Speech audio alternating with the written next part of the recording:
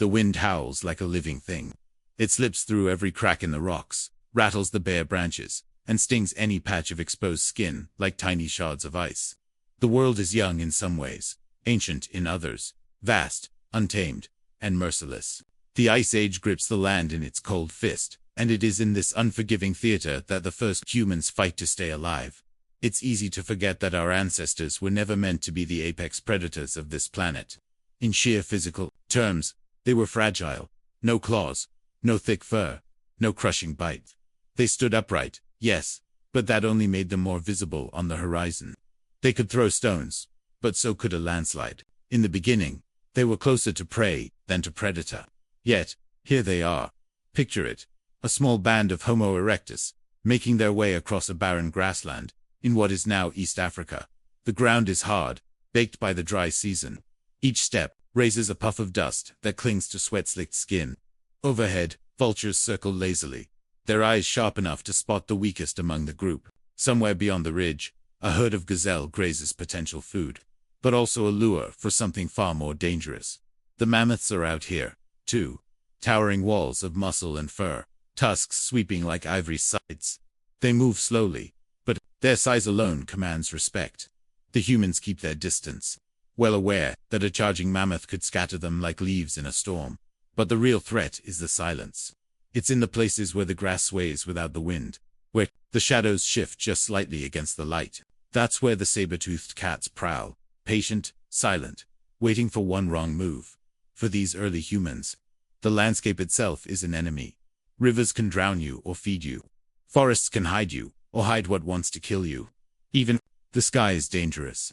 Storms can roll in without warning, bringing lightning, floods, or sudden freezes.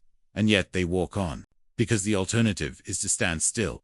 And in this world, standing still is the fastest way to die. They learn to read the land like a map of survival. The broken branch means another group passed through here. The faint trail of disturbed soil means warthogs nearby. The sudden hush of birds means something with teeth is close. These signs are the difference between life and death. The humans aren't the strongest, the fastest, or the fiercest, but they are the most observant. And in this harsh world, knowledge is the sharpest weapon they have. What they don't know yet is that their greatest battles are still to come, not just against beasts, but against hunger, cold, and even their own kind. Dawn is the briefest window of safety. The predators of the night are retreating, bellies full, eyes heavy, but the daytime hunters are stirring, shaking off sleep. For humans, it's the only time to move without immediate threat, but even this is no guarantee. The hunt begins not with the throw of a spear, but with the narrowing of eyes. Early humans are trackers long before they are killers. They read the ground for hoof prints, the trees for broken twigs, the wind for the scent of game. It's an art, one learned over a lifetime, and taught to the next generation.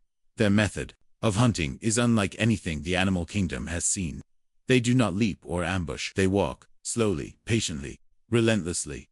They follow a single animal for hours, sometimes days, letting the sun do the work for them. Animals overheat long before humans do. Their bodies not built for the kind of endurance humans possess. And so, step by step, the prey tires. This is persistence, hunting a battle of stamina, not speed. But while humans stalk, they are stalked. The same tracks that lead to food can lead to an ambush. A rustle in the grass could be the antelope they're chasing, or the lion chasing them once. A small band pushes through tall grass, the heat pressing down like a heavy blanket. They hear a sound ahead, quick, light, almost like the tapping of rain. It's hooves. They quicken their pace, hearts pounding, visions of meat and marrow in their minds. But as they round a stand of trees, the scene stops them cold. The gazelle they'd been tracking lies on the ground, throat torn open, its body still twitching. Standing over it, lips red with blood, is a lioness. Her eyes lock with theirs, and for a heartbeat the savannah holds its breath. The humans back away slowly, not turning their backs, not making sudden moves. Hunger is sharp, but death is sharper. They live to hunt another day. In this world, there is no clear line between predator and prey. You can be both in the same hour. The first time a human picked up a stone and struck it against another, it probably wasn't with grand visions of invention. Maybe it was frustration. Maybe it was curiosity. But the moment that stone split into a jagged edge, the world changed. In the beginning, tools were crude, flakes of sharp rock, used to scrape hides or cut meat from bone. But crude doesn't mean useless. That sliver of stone was sharper than any claw, and it gave human hands a new kind of power. Imagine a young hunter kneeling beside the carcass of an antelope, brought down hours before. The air smells of blood and dust. With bare hands, he couldn't pierce the hide, but with a chipped flake, the skin parts easily, revealing the rich meat beneath. It's not just about eating, it's about survival efficiency. A stone blade means less wasted time exposed to scavengers and predators. Over centuries, the simple flake evolves. Humans learn to shape stones into symmetrical hand axes, teardrop-shaped weapons that can crush, cut, and dig. The symmetry isn't just for beauty, it's for balance, making the tool easier to hold and swing. Then comes the spear, a sharpened stick hardened in fire, able to keep danger at a distance. Later, humans fit stone points to those spears, giving them piercing power against thick hides. Now, prey that was once untouchable, like the massive bison or even young mammoths, becomes a possibility. Every new tool is a step toward tipping the scales in humanity's favor. A spear isn't just a weapon, it's a negotiation with fear. It says, I can strike from further than your teeth can reach. But tools are more than physical weapons, they're mental landmarks. Each one is proof that the human mind can shape the environment rather than just endure it. And once the mind starts shaping the world, there is no going back. Night is a dangerous time in the ancient world. The darkness is not empty, it's full of eyes. Lions, hyenas, and leopards own the night, their senses honed for the hunt. Early humans, with poor night vision, are at a severe disadvantage. But then, fire. The earliest encounters with it were likely accidental. A lightning strike setting a tree ablaze.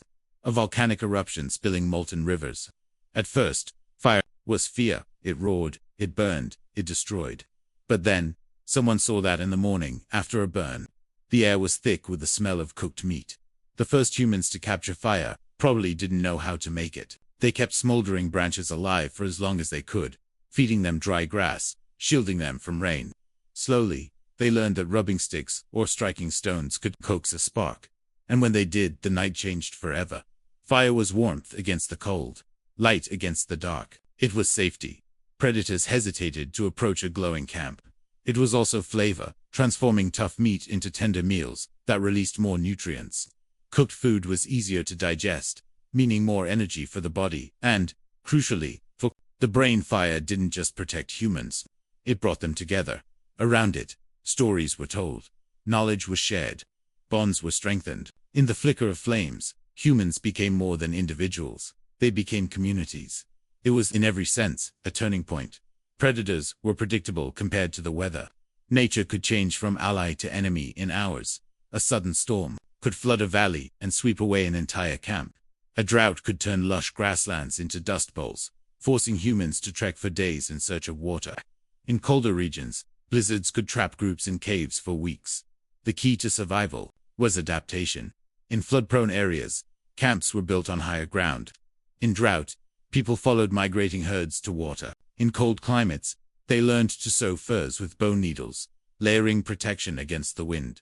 One of the most dangerous events was volcanic eruption. Ash could choke the skies, blocking the sun and killing plants. Animals starved. Humans starved. Only those who moved quickly and read the signs. Trembling earth, strange smells in the air, had a chance to escape. The battles with the elements were relentless, but they forged resilience. Those who adapted survived. Those who didn't were erased without ceremony. A lone human could survive for a while, but a group could survive for generations. Cooperation was not a luxury, it was a necessity. Hunting large animals required coordination. One group would drive prey into a trap while another waited in ambush. Gathering plants was safer in numbers, with more eyes watching for danger. But cooperation went deeper than survival tasks. It meant caring for the injured, sharing food with those who couldn't hunt, teaching the young. This created something new. Culture. Knowledge was passed down through stories, gestures, and eventually, language. A child didn't have to learn through fatal mistakes. They could be warned of dangers they had never seen. This was humanity's secret weapon, not strength, not speed, but the ability to think together. The human stomach doesn't care if the hunt failed. It growls anyway. Food was never guaranteed. A week without a successful hunt meant desperation. Bellies ached, tempers flared, and risks grew. In lean times, humans ate whatever they could. Roots, insects, eggs stolen from nests. Hunger made humans inventive. They built traps for small animals, fashioned nets for fishing, learned which plants could be eaten and which could kill. They scavenged from the kills of lions, driving them off with fire and noise. Starvation was the constant shadow at humanity's back, and it was often the force that drove the most daring innovations. When food and water were scarce, humans turned on each other. Territory was life. A valley with a river and herds was worth defending to the death. Sometimes this meant skirmishes with neighboring bands. Sometimes it meant full-scale conflict. And sometimes the enemy was not even the same species. Encounters with Neanderthals or Denisovans could be tense, hostile, and bloody. Victory meant survival. Defeat meant displacement or extinction. Around the fire, the day's dangers became stories. A narrow escape from a bear became a tale of a spirit beast guarding the mountains. A lightning strike became the anger of the gods. These stories served a purpose. They taught lessons. Don't go near that river. It's where the water spirit drags people under. Avoid that cave. It's the home of the night beast. In time, these legends became the first threads of myth, weaving survival knowledge into memory that could outlive the teller. Today, the predators are gone from our doorsteps. The elements are tamed by walls and technology. Hunger, for many, is a distant fear, but the instincts remain. The way we gather around fires, now campfires or kitchen tables. The way we fear the dark. The way we seek safety in groups. All of these are echoes. Our ancestors fought for every breath, every meal, every night's rest. Their victories built the foundation we stand on. And though the battles are different now, the will to survive that ancient fire still burns in us all.